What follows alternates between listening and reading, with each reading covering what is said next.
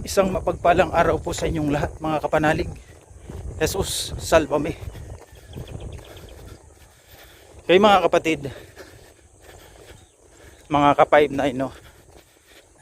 Paano ba natin i-handle yung mga subordinates natin na mga matitigas ang ulo, nahihirapan sumabay, sumunod sa mga instruction, at yung mga pasaway, no? Paano ba natin to i-handle? Okay? Bibigyan ko po kayo ng malupitang tip, no? Para mapasunod natin sila ng maayos, ng hindi labag sa kanilang kalooban, no? Alam ko naman, no, na ang officer mayroong mayroong golden rule. Officer is always right.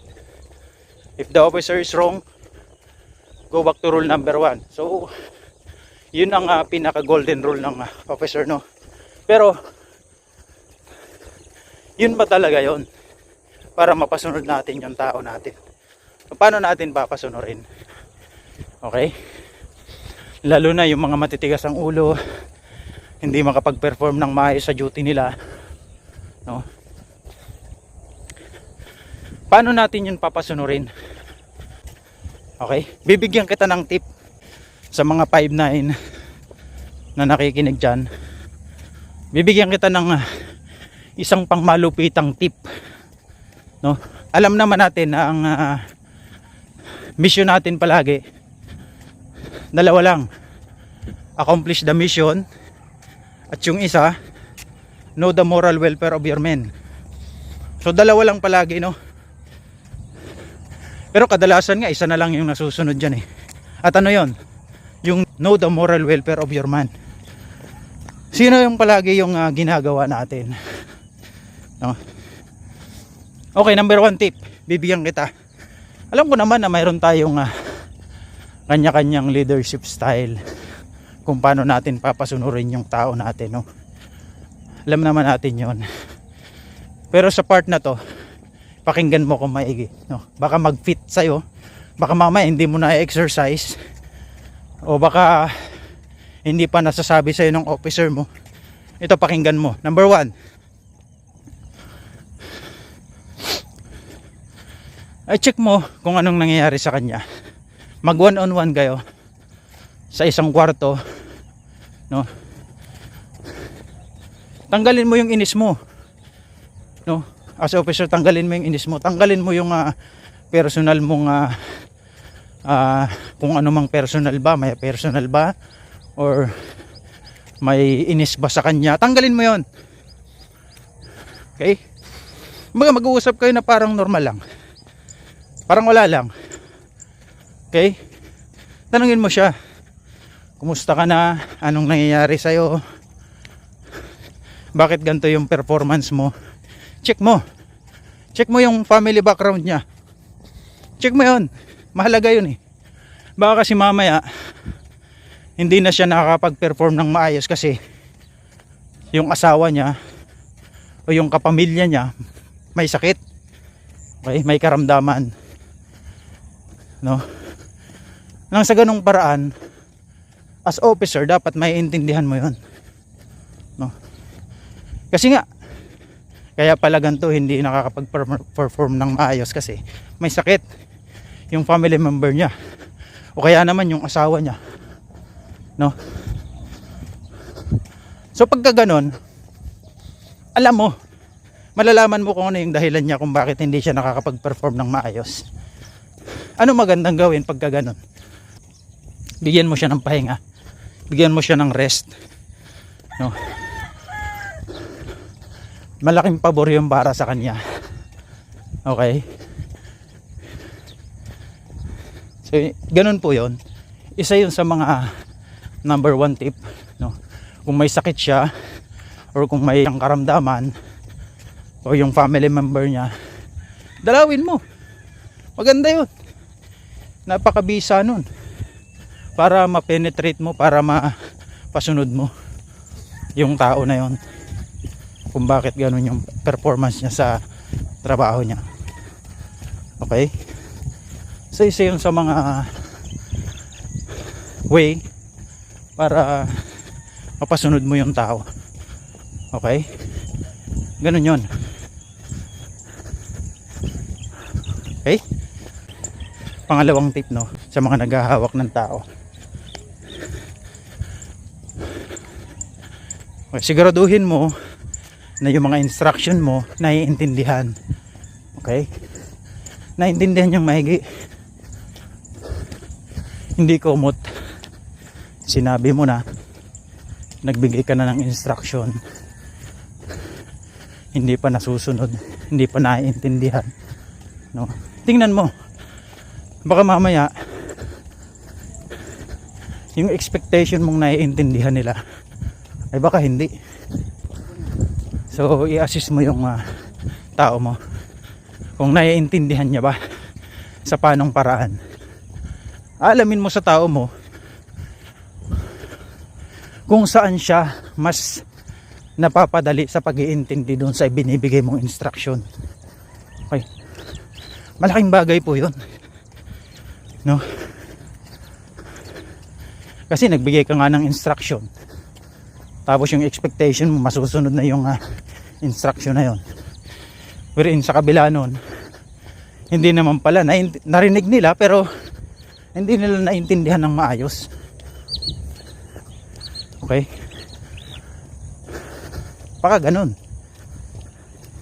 Kaya anong dapat gawin? No. During the discussion, kung hindi maintindihan ng madali yung instruction mo, one-on-one mo pa rin. Okay? Tingnan mo, no, kung hanggat maaari o kung pwede mong gawin sa kanya, i-random check mo kung ano yung mga natututunan niya. I-recite mo sa kanya isa-isa, no? Para alam mo kung hanggang saan ay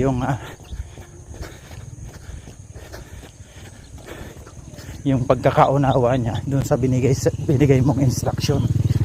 Okay? So gamit na gamit po yun. Okay? Kung sa mga teacher nga, no, nagtatanong sila kung hanggang saan na yung knowledge nila. So assessment, tayo din nagkakandak din tayo ng assessment sa mga tao natin. So isa po yun sa mga way, kaparaanan para papasunod po natin yung tao natin. Mga 5'9" lalo na. Kung hindi mo yan bibigyan ng pinakamagandang instruction, yung naiintindihan talaga nila, hindi yan susunod sa'yo. O kaya susunod man pero sasablayan. Okay? So yun.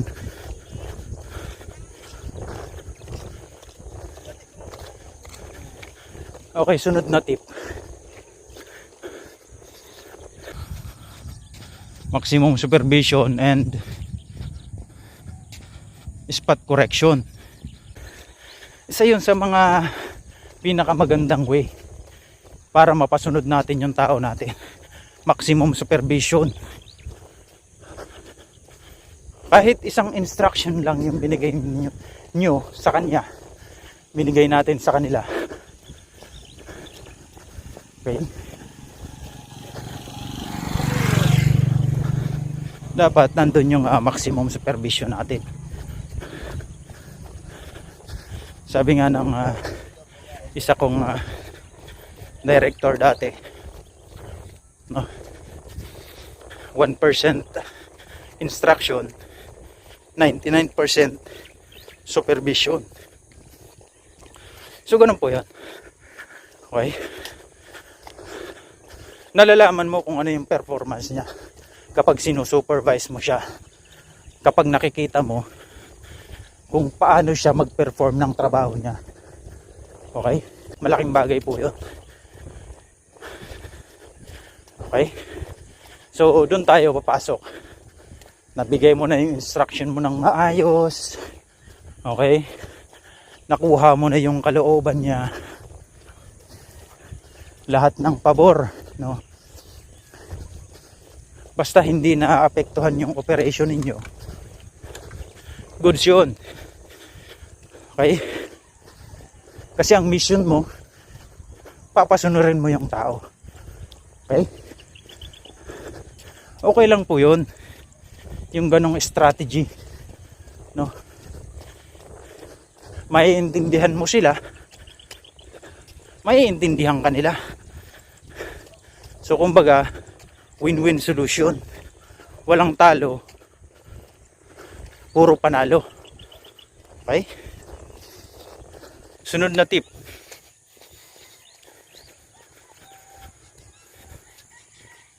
Set as example, no? Mahalaga po 'yun. Dapat ikaw po ang maging huwaran. Dapat ikaw yung unang nakakaintindi at sumusunod sa mga patakaran, no, ng isang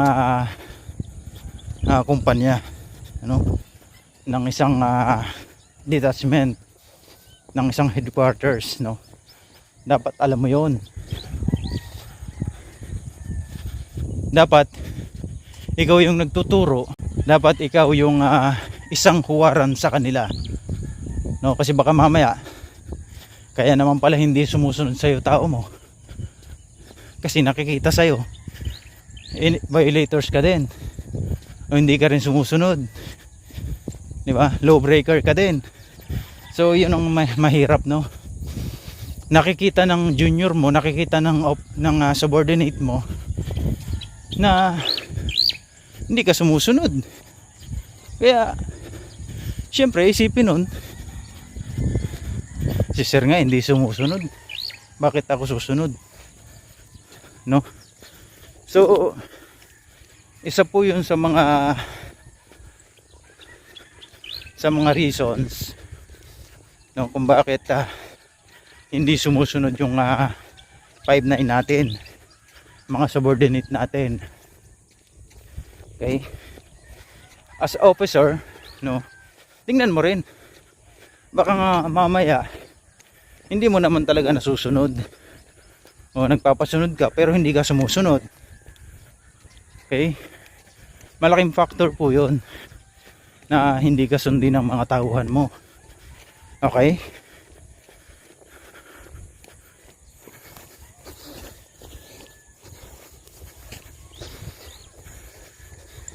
okay, sunod, check moral and motivation, no? Imo-motivate mo po ang tao mo. Titingnan mo kung kumusta siya ang kalagayan niya, kung high moral ba siya or low moral. So ganun po yun. Okay, sa paanong paraan malalaman kung low moral or high moral yung tao mo, no? Isa lang po ang paraan, yung pinakauna ko pong sinabi. Okay, kailangan mo siyang kausapin ng masinsinan. Okay, alam mo na kung ano yung attitude niya pagdating sa trabaho. Okay, lahat ng pabor ibinigay mo na sa kanya. Sabi ko nga, basta hindi naapektuhan yung operation. Okay, ngayon ang gagawin mo kapag lahat na ihahin mo na sa kanya, na ibigay mo na, no, wala na siyang dahilan pa para hindi sumunod sa'yo. Now, ang susunod mong gagawin dyan, okay, imo-motivate mo na siya. Okay, ano yung mga motivation na yon? Okay, titingnan mo, sasabihin mo sa kanya yung mga consequence na po pwedeng mangyari sa kanya, no, pagka hindi niya ginandahan yung trabaho niya, yung performance niya sa duty, no, maapektuhan yung trabaho niya. Okay, mga consequence na po pwedeng mangyari sa kanya sa kumpanya, no, tingnan mo yon, ilatag mo yon sa kanya lahat. Okay, in that matter, Pagka nalatag mo na sa kanya lahat yun, okay, imo-motivate mo siya, okay, para ganahan siya, ibuboost mo yung moral niya, no, para maintindihan niya na inaakay mo siya, no, kasi baka mamaya yung pasaway na yan may ano pala, may potential pala na maging isang leader din, di ba? Doon na papasok na you are a leader, and then you also created a leader, a future leader. So ganun po yun, okay? Kaya malaking bagay po yun na bukod dun sa mga ginawa mo sa kanya, iniengganyo mo siya, di ba? Kino-coach mo siya. Ngayon, yung motivation mo sa kanya, okay, ibigay mo sa kanya lahat, ilatag mo, no? Mayroong mga good factors, meron ding mga negative factors, no? Kapag pinagpatuloy niya yung mga negative factors niyang ginagawa, yung pag-perform niya na hindi maayos, papasok dun yung care, no? Papasok dun yung pagmamahal sa tao mo, no? Kasi kailangan yun, okay? Sabi nga tayo mga tao lang at may mga damdamin, no? So kailangan mong maintindihan yun as leader, ganun yun, okay? Lalong lalo na yung pinapasunod mo ay civilian, okay? So ganun po yun.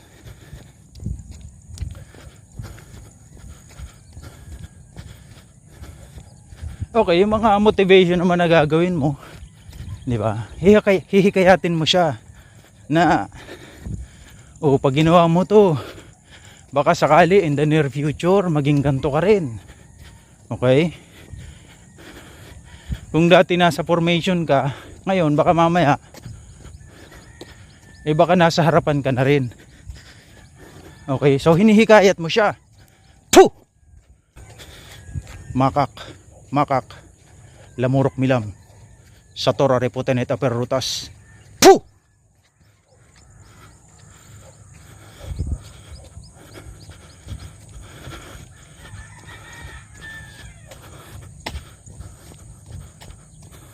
May nakita kasi akong kakaiba.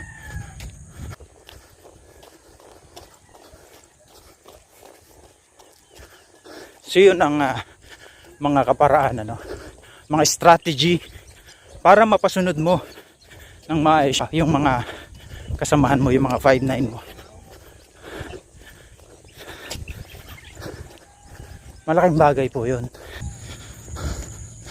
So yun lang mga kapatid, mga 5-9, no? Shoutout na lang po sa mga viewers dyan, sa mga nanonood, no? Subscribe, mag-comment na lang po at i-follow po ang page na to para sa mga susunod pang mga videos. Maraming salamat po at isang mapagpalang araw po sa inyong lahat. Jesus, salva me.